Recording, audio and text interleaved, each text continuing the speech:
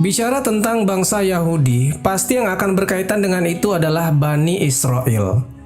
Bani Israel ini memiliki kisah yang cukup terkenal dan sering disebutkan di dalam Al-Quran. Dan ternyata teman-teman, di dalam Al-Quran, Allah Subhanahu wa Ta'ala berjanji 3 hal kepada Yahudi. Dan 3 janji itu, 2 telah terjadi dan 1 belum terjadi. Maka apakah kira-kira janji Allah Subhanahu wa Ta'ala itu? Untuk itu, di video kali ini kita akan membahas tentang 3 janji Allah kepada Yahudi. Kata Yahudi diambil dari salah satu marga dari 12 leluhur suku Israel yang paling banyak keturunannya, yaitu Yahuda atau Yehuda. Nah, Yahuda ini adalah salah satu dari 12 anaknya Nabi Yakub alaihissalam. Yang Nabi Yakub sendiri diperkirakan hidup sekitar abad ke-18 sebelum Masehi. Nabi Yakub ini memiliki nama lain yaitu Israel. Kata Israel sendiri terdiri dari 2 kata. Isra yang artinya hamba dan El yang artinya Tuhan. Jadi arti Israel adalah hamba Tuhan. Sebenarnya itu nama yang begitu bagus ya teman-teman. Tapi nggak seperti orang-orangnya yang melakukan pembantaian di tanah Palestina. Kemudian karena saking sayangnya Allah Subhanahu wa Ta'ala kepada mereka, ada banyak sekali nabi yang diutus kepada kaum ini melebihi jumlahnya nabi yang diutus di tempat lain. Dan karena memang terkenal akan kesombongan dan keras kepalanya, banyak dari nabi-nabi itu didustakan mereka. Bahkan ada beberapa nabi yang mereka bunuh dengan sengaja. Apakah setiap datang kepadamu seorang rasul membawa sesuatu pelajaran yang tidak sesuai dengan keinginan kalian? Lalu kalian bersikap sombong. Kemudian beberapa orang di antara nabi itu kalian dustakan, dan beberapa nabi yang lain kalian bunuh. Al-Quran, Surat Al-Baqarah, ayat ke-87.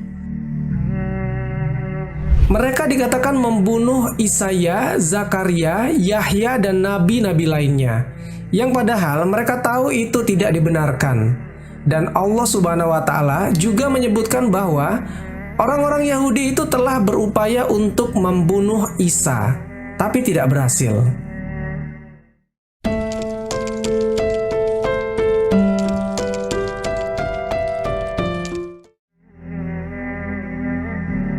Bangsa Yahudi memang terkenal sebagai bangsa yang sering meremehkan bangsa lain. Mereka selalu menganggap bahwa bangsa merekalah yang terbaik dan paling istimewa yang ada di bumi. Kelakuan bangsa Yahudi ini ternyata bukan sekedar kebetulan, sebab Al-Quran telah menjelaskan tindak tanduk bangsa Yahudi. Allah Subhanahu wa Ta'ala berfirman, "Dan telah kami tetapkan terhadap Bani Israel dalam kitab itu. Sesungguhnya kamu Bani Israel akan membuat kerusakan di bumi ini 2 kali. Dan pasti kamu akan menyombongkan diri dengan kesombongan yang besar. Maka apabila datang saat hukuman kejahatan yang pertama dari kejahatan itu, kami mendatangkan kepadamu hamba-hamba kami yang mempunyai kekuatan besar. Lalu mereka mencarimu keluar masuk kampung ke seluruh negeri. Dan itulah ketetapan yang pasti terlaksana." Al-Quran, Surat Al-Isra, ayat ke-4-5. Ayat itu diturunkan di Mekah, jauh sebelum kaum muslimin punya kekuatan di Madinah. Dalam sejarah yang tercatat, bangsa Yahudi ini telah berkali-kali mengalami kehancuran sebelum datangnya Islam. Dahulu kala, keberadaan bangsa Yahudi pernah hampir punah oleh kekuatan Babilonia dan Romawi. Ketika itu, Yahudi ditaklukkan oleh Babilonia yang dipimpin oleh Raja Nebukadnezar. Itu terjadi sekitar abad ke-5 sebelum Masehi. Sedangkan penaklukan bangsa Romawi kepada bangsa Yahudi terjadi antara 66 sampai 135 Masehi.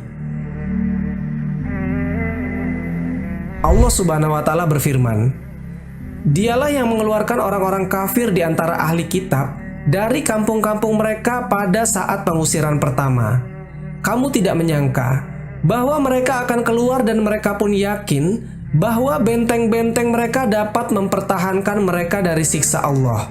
maka Allah mendatangkan kepada mereka hukuman dari arah yang tidak mereka sangka-sangka. Dan Allah melemparkan ketakutan dalam hati mereka. Mereka memusnahkan rumah-rumah mereka dengan tangan mereka sendiri dan tangan orang-orang mukmin.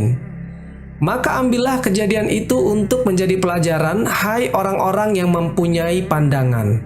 Al-Quran Surat Al-Hasyr ayat kedua.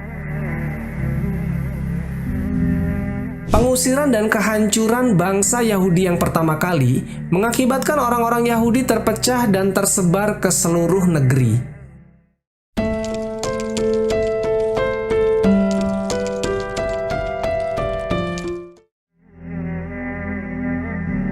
Teman-temanku seiman, janji Allah Subhanahu wa Ta'ala yang kedua kepada kaum Yahudi adalah Allah Subhanahu wa Ta'ala kasih mereka giliran untuk menguasai dunia. Setelah sebelumnya, bangsa Yahudi ini berhasil diluluhlantakkan. Allah Subhanahu wa Ta'ala berjanji kepada Yahudi untuk memberikan kesempatan kepada mereka bangkit lagi dengan kebangkitan yang luar biasa. Jika kita lihat di zaman sekarang, kaum Yahudi ini sekarang sedang menguasai dunia. Hampir seluruh lini mereka berhasil kuasai, seperti bidang ekonomi, sosial, politik, dan pemerintahan.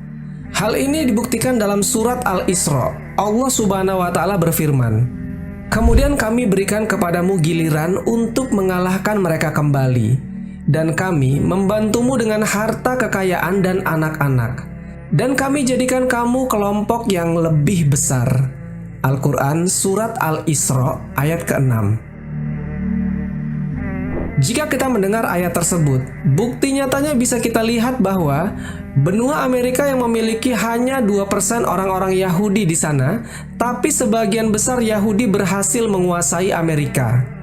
Dan tak hanya itu teman-teman, saat ini teknologi-teknologi canggih yang ada di dunia sekarang, sebagian besar diciptakan oleh orang Yahudi.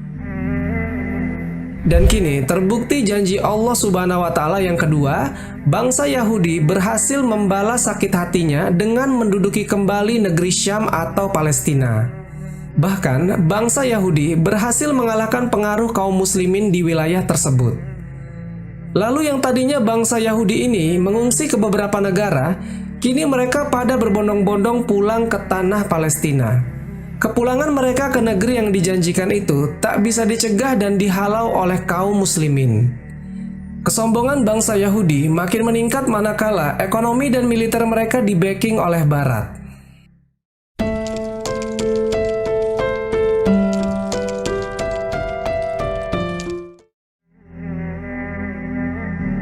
Derita umat Islam di Palestina karena dijajah oleh bangsa Yahudi membuat sedih umat Islam di seluruh penjuru dunia.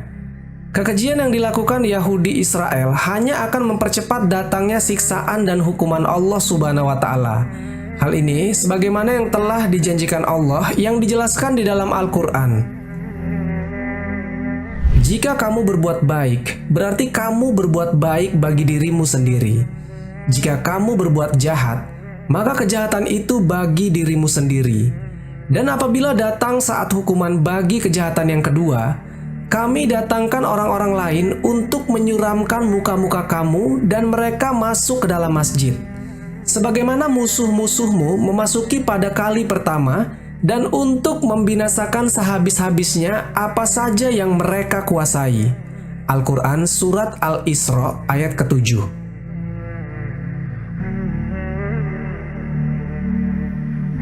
Dari ayat itu teman-teman, Allah Subhanahu wa Ta'ala akan memastikan suatu hari nanti bangsa Yahudi akan dimusnahkan dari muka bumi.